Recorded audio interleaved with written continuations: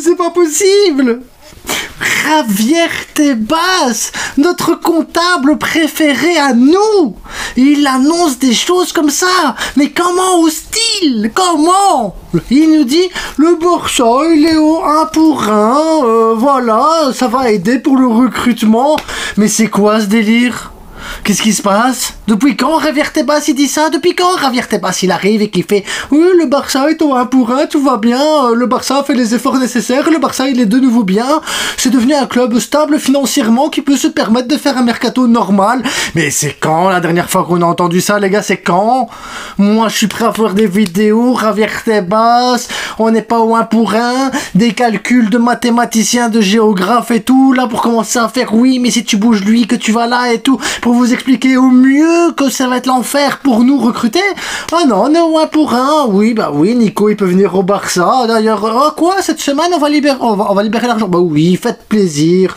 Oh bah, Bilbao, oui, ils sont venus pleurer, mais de toute façon, le Barça, financièrement, ça va. Donc, depuis quand Javier Tebas, il fait ça? Depuis quand? J'ai des larmes. Javier, qui es-tu? Qui êtes-vous?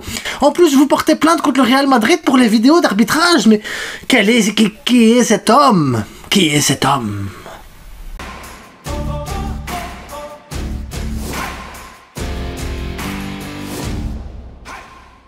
Vous l'aurez compris, Javier Tebas a fait plaisir à entendre. Et je pense que c'est peut-être la première fois de toute la présidence de Javier Tebas que je trouve ses propos sympas à entendre. Après, c'est aussi grâce au travail de toute la direction, parce que le club était quand même au bord de la faillite. Il y a eu pas mal de restrictions, pas mal de petits trucs où on nous a empêchés de se mettre bien facilement. Donc la Liga a travaillé contre le Barça a travaillé pour aller contre la Liga. Au final, on a réussi à se retrouver en se disant, ouais, le Barça finalement a fait le travail qu'il fallait pour réussir à faire les choses comme il faut. Donc le Barça est de nouveau un club stable et Javier Tebas ne peut que s'incliner là-dessus. Donc, profitons au maximum. Et donc, ça veut dire que Nico Williams, les gars, la porte, elle n'est pas ouverte. Elle est carrément défoncée, la porte. Il peut passer tout comme ça. Je rentre au Barça, et je suis tranquille, je suis bien, tu vois. Donc, la clause, on va la péter. C'est sûr et certain, la clause, on va la péter. Nico va arriver au Barça. Moi, j'ai zéro doute. Et je vous le dis, ça fait, il y a un an, je vous l'avais dit, Nico arrivera cet été-ci. Et voilà, c'est tout. J'ai encore moins de doute maintenant. Le Barça fait ce qu'il faut. Donc, pour continuer, voilà, vestiairestore.com, petite pause aussi, les gars, si vous voulez des maillots, voilà, Lamine Yamal et tout, faites-vous plaisir. D'ailleurs, je reviendrai sur ce maillot-là en fin de vidéo, donc restez là en fin de vidéo, parce que d'ailleurs, j'ai aussi un sondage à vous demander, parce que pour préparer la prochaine vidéo, j'ai besoin de vous. Ah, Lamine Yamal numéro 10 aussi, les gars, donc Nico Williams va arriver au Barça. Le Barça est au 1 pour 1. Lamine Yamal qui prend le numéro 10, qui fait la plus grosse vente de maillots de l'histoire du FC Barcelone avec ce numéro 10. Alors que c'est même pas encore officiel, donc c'est la grande classe, les gars. Lamine Yamal numéro 10, maillot le plus vendu. Et oui, c'est un record, encore un record. Le gars, il est même pas encore majeur, il bat des records de vente de maillots. C'est un truc de fou quand même, hein, tout ce qu'il arrive à accomplir sans être majeur, ce joueur.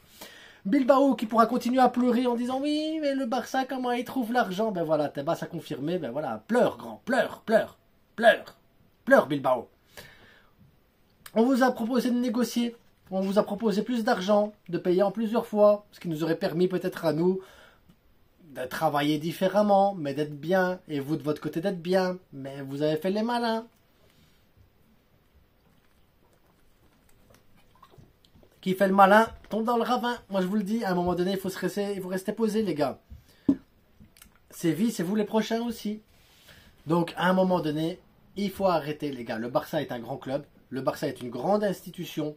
Le Barça est une image de marque, et cette image de marque, tu ne peux pas la dénaturer comme ça. Donc, c'était évident qu'on allait revenir au 1 pour 1, c'était évident que les choses allaient bien se faire, à partir du moment où tu avais le contrôle sur tes finances. Laporta a mis un contrôle sur les finances, on a une masse salariale qui a diminué fortement, on a un contrôle sur les achats qui a diminué fortement, on va se baser sur la Masia de plus en plus, et derrière, on arrive à avoir une équipe équilibrée avec un projet sportif stable et cohérent. Tout ça en mettant encore plus en avant notre image marketing, notre image du club et l'image de l'institution. La marque Barça est encore plus forte qu'à l'époque. Donc ça veut dire que le club il travaille hyper bien, les gars. Et pour ça, il faut surtout remercier Laporta. Je tiens vraiment à insister. Il faut remercier Laporta du travail qui a été accompli là-dessus. Parce que oui, Si aujourd'hui on peut se mettre à rêver et se dire oui, le Barça a fait le triplé national, le Barça a des joueurs comme Lamine Yamal, Gavi, Pedri, si aujourd'hui tu as Nico Williams qui arrive, un Rafinha limite ballon d'or, si aujourd'hui tu te mets à rêver en te disant Koubarsi c'est incroyable, meilleur défenseur de l'histoire du club des moins de 18 ans actuellement, mais c'est la classe. Si aujourd'hui tu peux te permettre de dire à Ter Stegen reste sur le banc ou va-t'en parce que de toute façon c'est Juan Garcia qui sera titulaire, c'est parce que derrière tu sais que tu as travaillé correctement, parce que derrière tu sais que tu n'as pas besoin de céder au chantage des joueurs en disant ben oui mais moi je veux rester nanana et derrière si je reste de toute façon ça vous bloque le reste donc vous êtes obligé d'accepter les conditions, tu vois, il y a ce chantage qui peut arriver, c'est fini. Quoi, tu veux pas accepter nos conditions? Va en tribune, il n'y a pas de problème. Nous, derrière, on va avancer et le club avancera toujours parce que le club est largement au-dessus des joueurs. Et c'est ça qu'il faut retenir, les gars. Le travail a été super bien fait.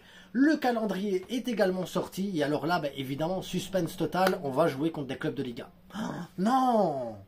On va jouer contre des clubs de Liga? Ben oui, le calendrier de la Liga, c'est ça. On va jouer... En fait, le plus important, c'est ça. On va jouer Valence pour le retour au Camp Nou. Ça, c'est le plus important parce que c'est une très belle affiche pour un retour au Camp Nou. Un Barcelone-Valence, historiquement, ça a toujours été des beaux matchs.